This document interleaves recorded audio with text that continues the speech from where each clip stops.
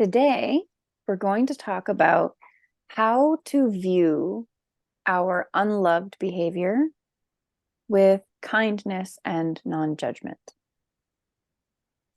This is a really big topic, and we realized it comes up pretty much every time we do a coaching session, and it comes up with us whenever we do coaching sessions with each other or just talk things through. And I just had a conversation with a friend about this yesterday. So it's super relevant. And it's also a key step in our Know Your Values course. So we're going to talk about it and get into the how specifically. How it's one thing to say, yeah, just approach yourself with kindness. Okay, next. But it's really hard to actually do that. So we're going to talk a little bit about how. Our lovable bits and our unlovable bits are still us. And we can't have this kind of like, I know myself, I understand myself without actually embracing both sides. And there's absolutely no relevance to judging and shaming and excluding. There's no benefit to it. And it actually walks us away from authenticity. And it makes things like sitting in contemplation and moving into these like safe spaces for self-awareness very difficult to do. Like there's just no benefit, and it's not that hard to integrate care once you sort of make a commitment and a mindset shift, and then it just will come in, and we can talk a little bit more about that, how to do that. I love that you're honing in on the fact that there's no benefit, because we trick ourselves into thinking that there is, that it's going to motivate us to get something done. If we say to ourselves, like, come on, you missed that. You said you were going to do it and you didn't do it, for example.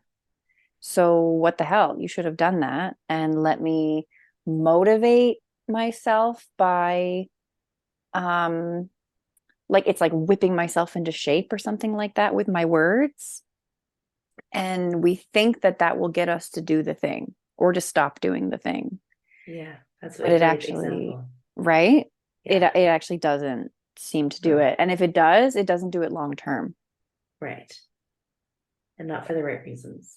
Right. Yeah. I think when I think about what I see around, it's funny. This is a bit of a cultural thing, I think. Maybe what I see around treating ourselves with kindness and non-judgment right now, there seems to be this funny divide between maybe generations too. Interested to hear what you see around this. But like my parents' generation have that, like, you know, if you're fed and you're watered and you're clothed and you're sheltered and your parents are around, you're good. Like you have everything you need. Yeah. And I think the emotional support got missed. And so now I see this generation of people trying to work really hard to fit that missing piece in there and like work on emotionally supporting themselves. And so when I see people do that, including myself, I see us saying, do I really have it that bad? Like, I should probably just get over myself.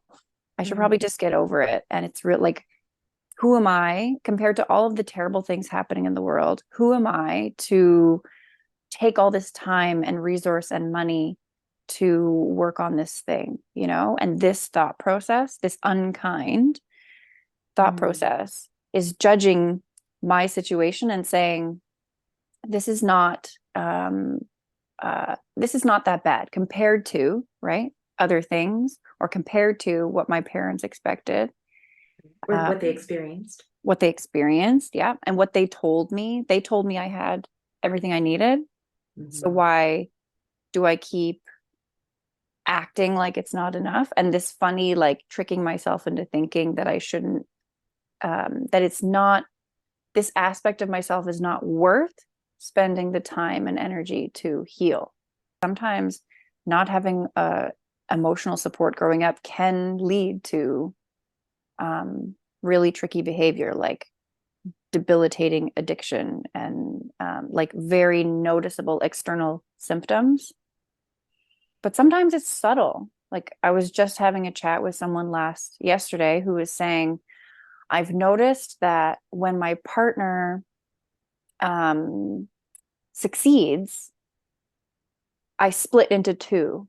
Mm. And one of me is really happy for them.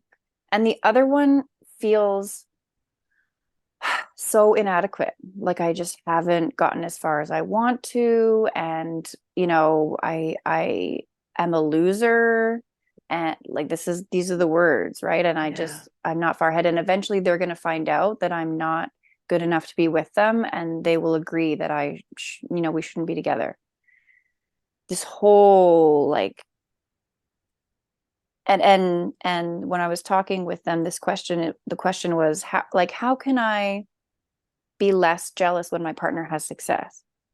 But the actual question is like, how can I be kinder to myself, and Yes, how can I treat myself with non-judgment? absolutely. Oof. Like none of these are like simple or like grounded in some like, mildly unkind. Like they're deep rooted and they're cruel. This internal voice and this self-rejection is such a really vicious space, and we all have it.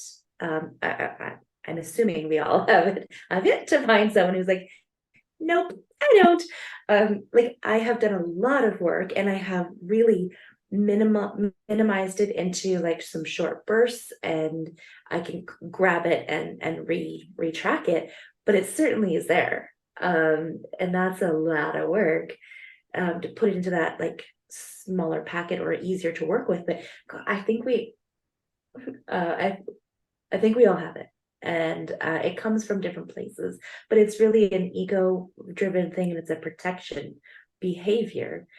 And really, the more we can look at it with like, um, oh, you're just trying to protect me. Like, what are you trying to do to protect me with that really unkind thought? And then bring it out into, and like, bar none, the most effective tools are curiosity and non-judgment. Like, hi, I'm curious about what that thought, where did that thought come from? My internal cruelty and judgments are usually things that my mom would say to me, and they pop up at the funniest times. Like, I lose my keys. I knew it. I am such an idiot. I am so like useless. And then I'm like, wait, those aren't even my thoughts, but they come up so fast, and they're so like vicious. And then I'm like, I need to find my keys. Like, what is this, that why is this story connected to losing my keys? And I need to find that fast, and recalibrate it and be like, hi, I'm curious, what are you trying to do to help me here? I really need to find my keys. Being organized is important to me. This is a great example because I'm like following you in my like Yeah, I'm with you because I've yeah, been yeah. there. We've all been there. And there's this body response too, I think, when the thoughts take hold, I think the body follows, or maybe it's, who knows, chicken or egg. Mm. And I will notice when I allow that to stick, consciously or unconsciously allow that state to stick, I become instantly unmotivated. I become more tired. Like when I've moved into this judgment, I'm doing it wrong. Yeah. And when it pervades into the shame space of like, I am wrong, Mhm. it instantly demotivates. It's like, why am I even I going to find, leave my house? right? Why should I even get my keys? Because Mm. I I've lost my energy for life. Yeah. If I truly believe these things that these thoughts are telling me, then what am I even doing? Why would I even? And no wonder it's so hard to get stuff done and to make progress on ourselves when that monologue is allowed to be the primary monologue. Yeah. Everything is harder. Everything is harder.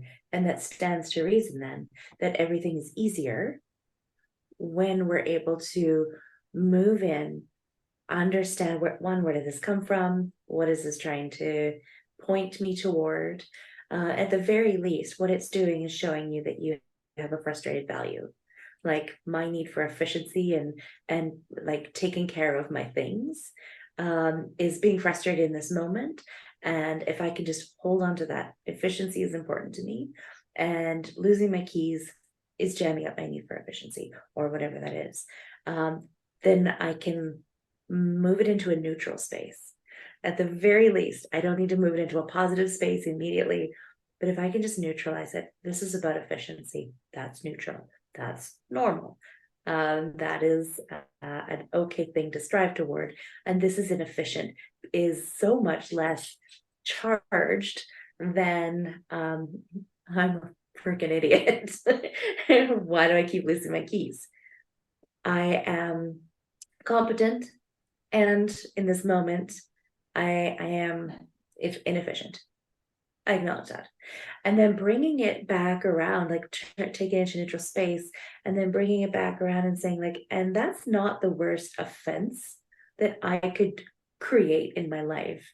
To be inefficient and lacking some competence around tracking my keys is hardly a criminal offense.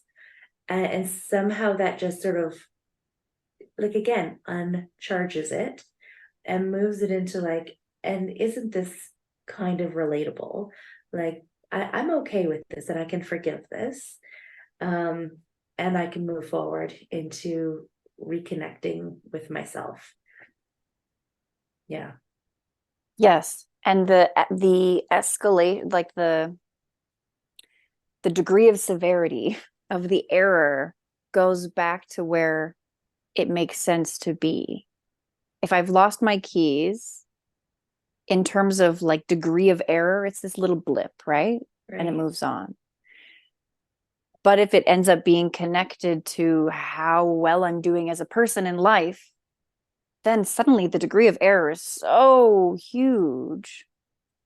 And not only is my value of efficiency being frustrated, but maybe my value of self-love is being frustrated By my because reaction. by my reaction, exactly. Totally. Yes. And now whenever I lose my keys, I feel unloved. Mm-hmm. That's not sustainable. Right. And It's it's all unconscious. You're not even yes. aware, but it is absolutely happening, and you're on the receiving end of that feeling. You And whether betcha.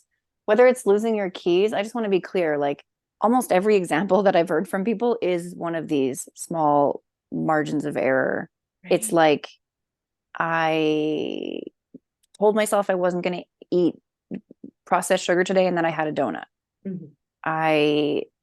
Like the example of my partner told me something they did that was beautiful today and I felt jealous about it. Like these things are they can, if they get caught up in that mess, feel like Yeah. humongous. Yeah. And Big what you're consequences yeah, attached to these small kind of events. Big consequences. but you're saying if we separate ourselves a little bit and observe and objectively say, okay, based on what's actually happening, what values are being satisfied and frustrated. And which is the situation frustrating, and which is my reaction to the situation frustrating, as you pointed out. Right. I often get caught in that one around a tippy top value of non-judgment, where I judge somebody and then I judge myself for judging somebody. And now I'm in a whole like death spiral, like shame spiral. And I can't even figure out like what happened there, but it just picks up velocity so quick. And it's such a tippy top value, and it just takes me down hard. And now that I'm able to be like, whoa, gotcha. I can't always catch the whole thing, but I can pull it out and tease it out in a way that understanding that my behavior is even more important than somebody else's behavior. That they did something that I judged them for has far less significance than my behavior, that my unconscious self is noticing. That I am judging someone is fast tracked to the front of the line as something that's a big, big, big, big deal. Yes. And once we understand that, then we actually have control over how that works, as long as we can interrupt our behavior, understanding first how our behavior contributes, secondly, understanding how to catch it, and then neutralize it. I judge somebody, and that's not in alignment with my values. And I can see that I made a contribution to this crazy state that I'm in, and I forgive myself and I accept myself. And that's not a federal offense. Like, I can put it back on track. Maybe I can find a way to be kinder to that other person. But in doing that, I have to first start with being kind to myself. Demonstrating it, walking the action brings me back into alignment with my values within myself. Oh, that was a lot of steps. That was a lot of like, I love that you went through from the beginning to the end, because we're like modeling them by talking about them, and you just went Yeah. through the theoretical. So, okay, this is a tough question and we don't necessarily need to answer it, but we've gone through the steps and we've gotten to the point where you said, I have separated my what's actually happening from my experience of what's happening. And I have told myself, these are the things that are being frustrated. And then I start to talk to myself with kindness. How do I um, make sure that instead of following the formula and saying the words like a mantra, how do I encourage them to actually get in? And how do I believe these things that I'm telling myself? How do I let them totally into my bones and get right to the core of the place where I'm hearing the opposite? And Yeah. I've been hearing the opposite for a long time. It's attaching it to which of your top values are being activated. And that creates the legacy shift. Like, that's the big shift, getting into the bones, as you say, like that, into the heart of the matter. As soon as you can attach, like, this is about this value. My, like, identifying that my value of non-judgment is being frustrated helps me understand how to put it back on track, and it helps me understand how to soothe it.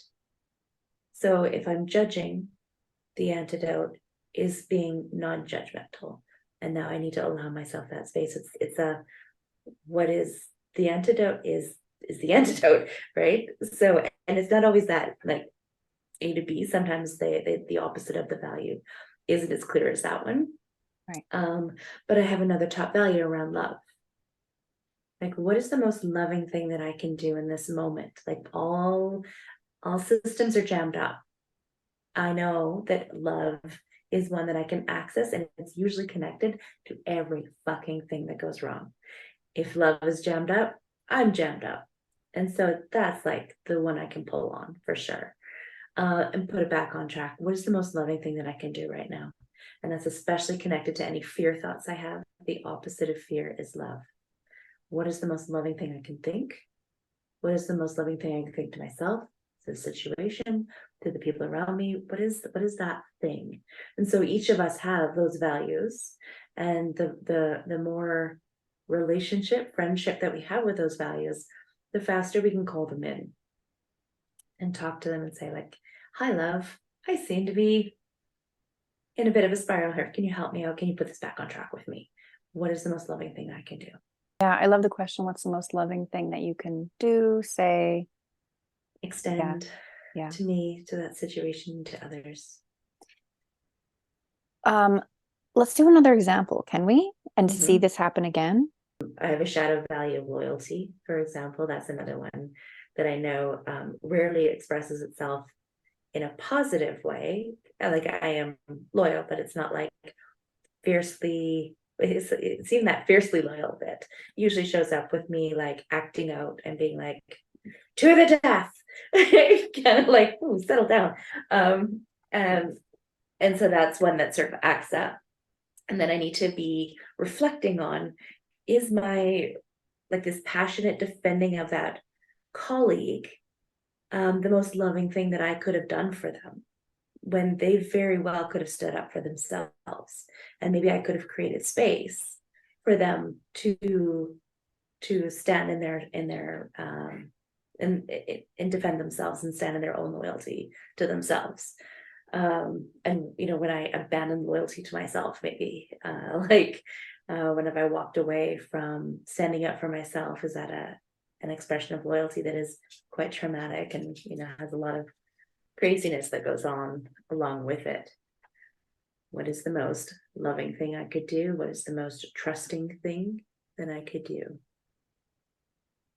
Yeah. And what's the Love it. most non-judgmental way that I could view this situation, that helps me, but also elevates neutrality.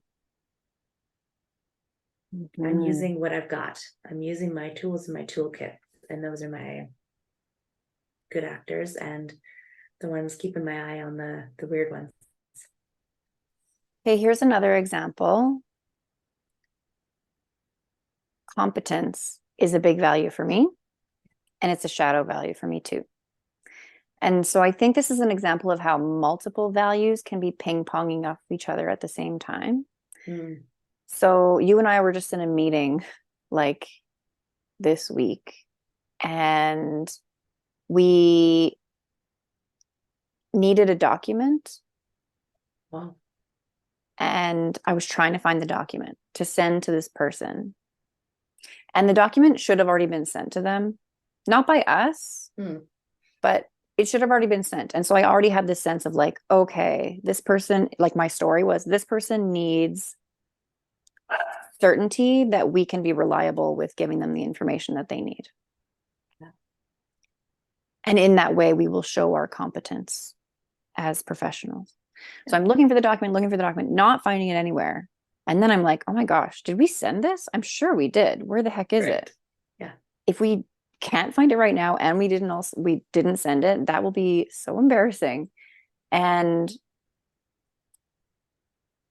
eventually it got to this person, but it sent me down a mini spiral around what's this person going to think about our level of competence. And I should say mine too. Like I'm saying us because we were there in we were there as a unit. Yeah, as a team.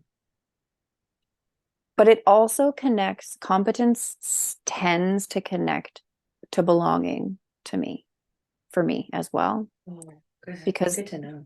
right? Yeah. There's this, like you were talking about, non-judgment and love. Mm-hmm.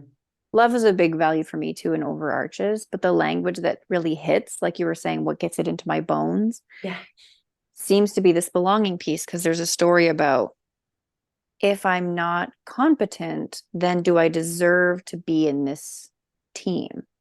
Whether the team is like family or friend group or business group or whatever. Oh, that hits. Yes.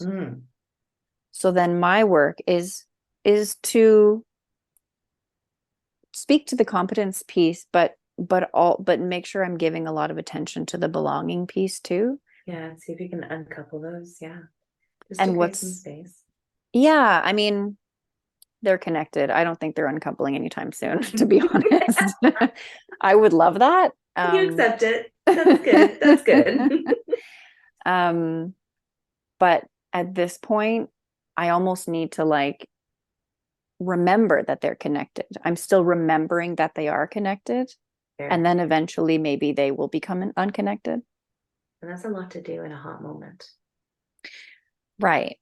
And I don't want to lose that piece you're saying about what's the most loving thing. Because even though I'm not talking about the value of love, that question still seems really relevant. What's the most loving thing I could say to myself, way I could associate with this? And then I can talk to myself about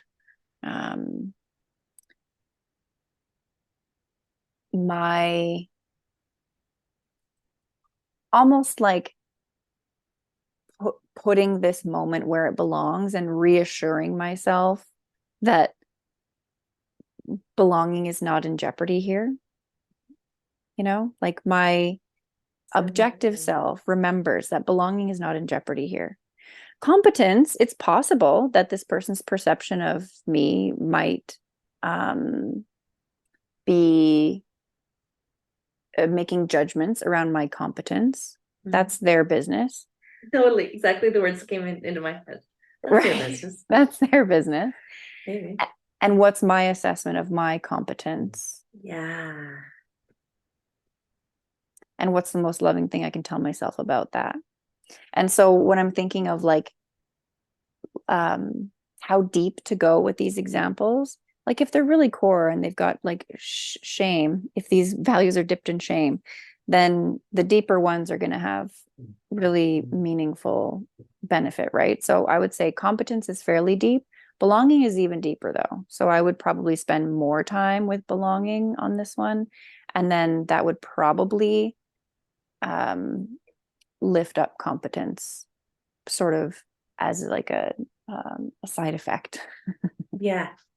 A delightful side effect. And firstly, if I'm going into it, like almost my process is almost to pull it into my experience, be like, what would I do? And so the first question would be, the first statement would be, I really wanted to show that I was competent in that moment. And I couldn't find the document that would have helped me demonstrate competence. And I couldn't do that. And that's okay.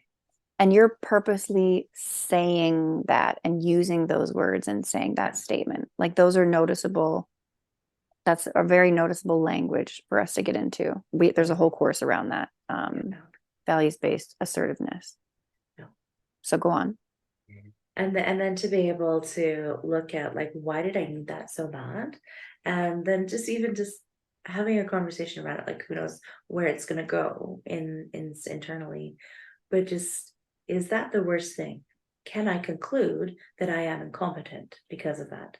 Well, that doesn't seem true. Can I conclude that they definitely feel that I was incompetent? I can't conclude that. I don't have any verifiable proof there. And it's just bringing it out into the open in a neutral, curious way. I've got a little puppy here that who's telling me that she wants the snacks that are on my on my table. I don't know if you can hear that or not. I'm trying to pet her off screen here. And to be able to just explore it and stay with yourself in a calm way, and just nothing is in jeopardy at the moment. So this is after, obviously, upon reflection. And then where does that connection come in? And then say, I really need to connection, belonging, that I started to worry that I don't belong in a situation there. Is that true? Does that verify? Do I have any proof?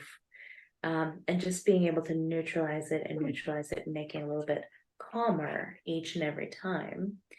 I kind of go around it.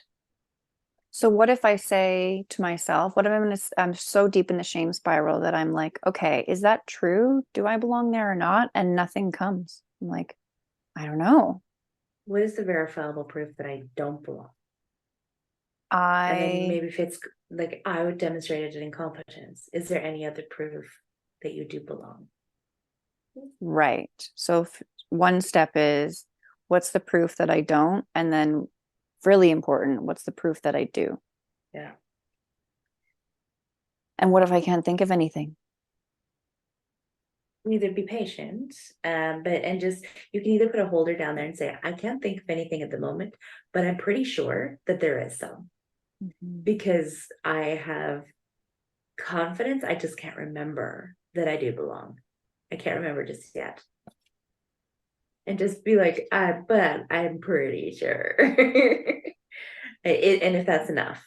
And you can reach out to, like, for example, I was in the room as well, right? In the virtual room.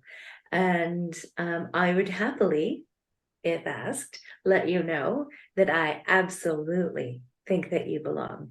And I absolutely have no connection between your competence and your ability to find that email, that document. Like, those aren't connected for me. And I'm going to give you some proof that says that is not a big deal. And that person couldn't find a document also in the meeting. And we're not making big conclusions about their competence. This is such a huge, slippery, harder than it sounds topic, which is why I'm really like, and what if this and what if this? Because we'll hear people say, like, yes, I'll say that to myself, but I don't really, it doesn't really like get in my bones. What do I do about that? And then they'll say, yes, okay, I'll do that activity, but I just can't think of like listing all the ways I'm great. I don't remember them. And then you're saying, check in with the people around you. They will, hopefully around a healthy group, and they will give you that feedback to get you on that track. That's great. The next piece is I've heard people say, yes, they told me that they're getting everything they need from me around competence, and they consider me that I'm really belong. Mm-hmm. And then the next question is, do you believe them Mm-hmm. when they say that? And what I'll hear is like, yes, part of me does believe them, but part of me is suspicious. Part of me thinks they just don't know me well enough yet. Yeah. And then we're moving into that imposter syndrome space. Yeah. And let's like, so that's a path. Mm. But the more important piece is how to love that view that unloved thing with neutrality. And so we need to hold that. Like sometimes I feel that my competence or incompetence is connected to belonging. And that's just something about myself. And when I see it happening, when I'm experiencing it, it's not an indication of anything more significant than that I have made a connection. And just being able to hold that, that's a thing about me. That's just a part of me. And I'm okay with that because I have commitment to myself to getting through it and past it. And I have enough care and commitment to understanding it more and incrementally moving it towards neutral thoughts. And that is it too. Do you see how that's just as important? One thing I'm taking away from what you're saying Yeah. though is letting go. I think what I'm taking away is one part of this is letting go of the need to the attachment to make the problem go away. Yeah. And like, Totally. how do I get this to leave? What you're Yeah. saying is it's much more important to be lifting it up and getting to know. It's understanding is much more important than resolution here. Exactly. And they can both happen at the same time. But if you had to pick one over the other, pick that one. Oh, here is my competence connected to belonging popping up. And I see you, I recognize you, and I get that you're trying to let me know that these values are getting mucked up. And I will honor you with a little bit of like, let's figure this out. Where is this happening? Is this true? Can I verify it? Blah, blah, blah. Can I neutralize it? But it's more important. Sorry, my nose is so itchy. It's, yeah, like you said, more important to just be like, that's a part of me. There it is. I Right see now. you. Yeah. That's a part of me right now. Oh, I love that. Mm. Knowing that it will change if because I have a commitment to understanding myself. But at this moment, all I want to do is know and understand and accept myself. I accept that this part, it's familiar, it's known, and I do have a commitment to working on figuring out how to unbuckle this. And that's sneaky too, because this judgment piece, we can judge ourselves about the situation, but we can also judge our ability to approach it well. Yes. That's the other tricky thing. Like I tried the thing, Ali and Kareen told me follow this thing, and I didn't even do that well. So that lack of kind, like and it's still there. I did the thing and it's still there. And what we're saying is, um, it's part of you. It's going to be still there. Yeah. And then also be mindful of how you're talking to yourself about that as well, Exactly. about the self growth. self-understanding process. Be kind in that process too. Yeah. And figure out, if you're being unkind to yourself, which of your values are getting jammed up by that behavior, because that is far more important to how your unconscious processings, like, what they pay attention to. The external environment is far less important. And what we can do is accidentally contribute that same behavior that we see outside, inside. And we think it's still the outside because we're projecting, because we can see it, and that's a little bit more real to us, but it's actually more important what's happening inside. Oh, that's meta. Mm-hmm, Like when you're talking about, I judge someone else and then I judge myself for judging them. That's many layers. For me, it's something happens, I feel incompetent, and then I try to address that, and I feel like I have not competently addressed it. Yes, Another layer of exactly. competence pops on top of that. Yeah. And so, really, the importance of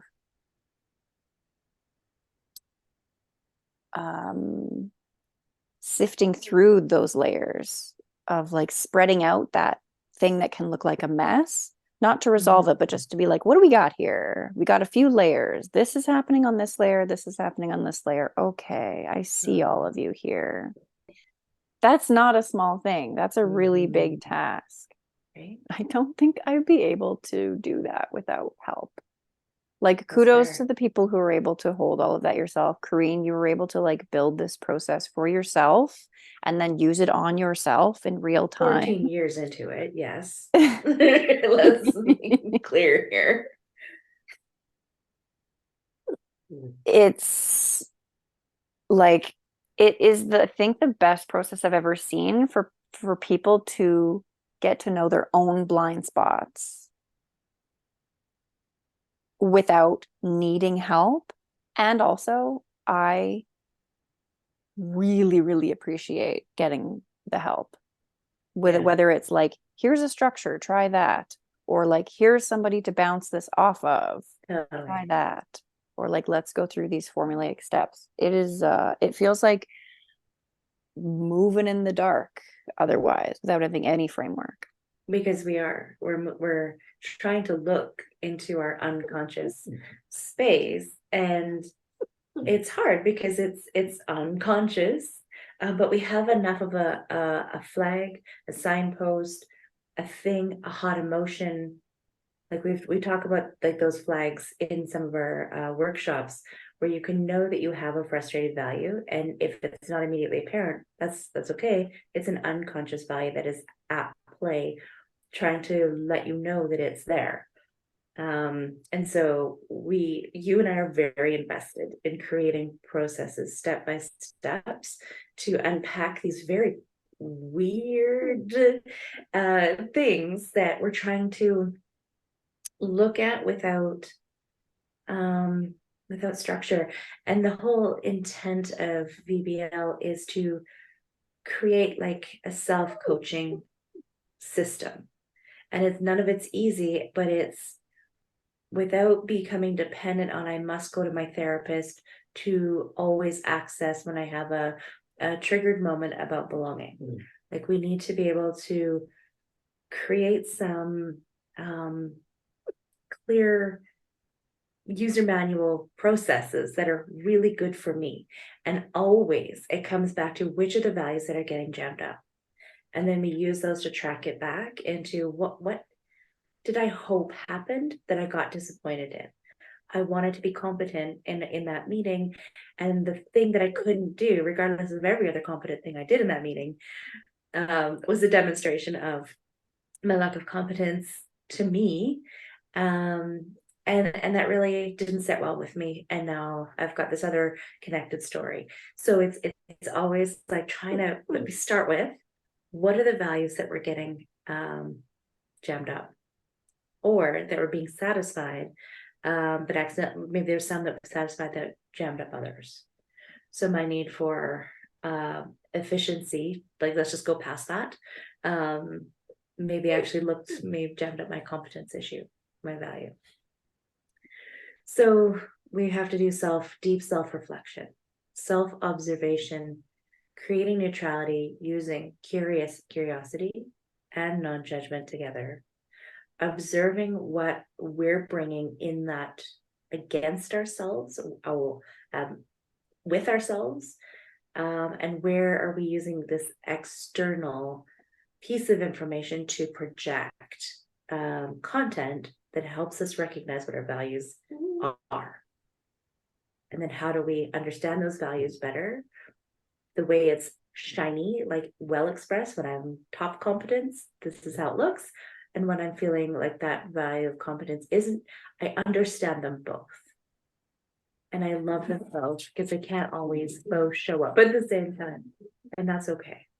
And it's that I understand that, I see that, I accept that, and I'm okay that I can't be top notch 100% of the time, and I don't expect others to be. So it's not even realistic for me to expect myself to be that. And that builds that muscle of just knowing what's in the unconscious. And two, being okay with not perfection, because the whole process brought us more insight, more awareness. That is more valuable than perfection.